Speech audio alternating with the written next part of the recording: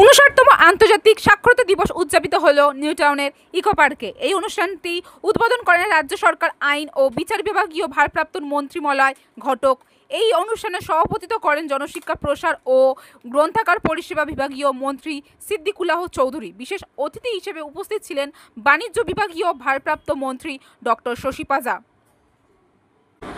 WBCS অধিকর্তা উপালি রায় এবং IPS doctor Rajesh Kumar ও বিধাননগর পুর নিগমের চেয়ারম্যান সব্যসাচী দত্ত সহ বিশিষ্ট গুণীজনেরা।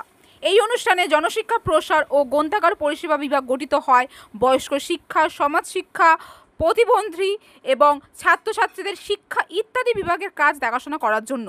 এই বিভাগের অন্তর্ভুক্ত মূল কাজগুলো হলো: প্রথমত, নিম্ন আয়ের পরিবারের শিশুদের জন্য কল্যাণ আবাস পরিচালনা; দ্বিতীয়ত, বিশেষ চাহিদা সম্পন্ন শিশুদের শিক্ষা ও বৃত্তিমূলক শিক্ষাদান; তৃতীয়ত, সাক্ষরতা কর্মসূচি রূপায়ণ। ও বর্তমানে এই রাজ্যে এই বিভাগের অধীনে ৭৪টি সরকার পোষিত বিদ্যালয় ও ৪৮টি সমাজ কল্যাণ আবাস রয়েছে। বিশেষ চাহিদা সম্পন্ন ছাত্রছাত্রীদের বর্তমান শিক্ষা ব্যবস্থার সুযোগ এবং আর্থিক ও সামাজিকভাবে দুর্বলতার পরিবারভুক্ত শিশুদের জন্য রয়েছে কল্যাণ আবাস।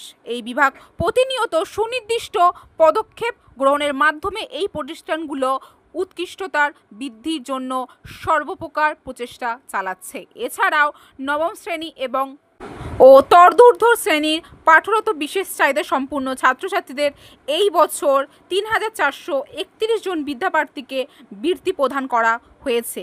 এখন বিভিন্ন বিষয় নিয়ে আজকে তাদের এই অনুষ্ঠান উদযাপন করেন।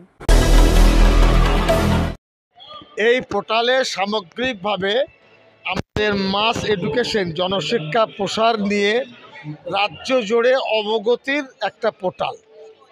আপনি জানতে পারবেন কোন স্কুলে, যেগুলো আমরা স্পেশাল স্কুল বলছি, দৃষ্টিহীন, শ্রবণহীন, এরপরে মুখবধির, তাছাড়া সমাজের অনেক মানুষ আছেন যারা সাহায্য সহযোগিতা করতে চান।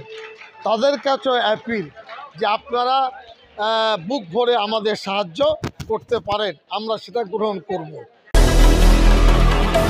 ক্যামেরায় উজ্জ্বল পালের সঙ্গে আমি রিঙ্কি, নিউজ কলকাতা 24।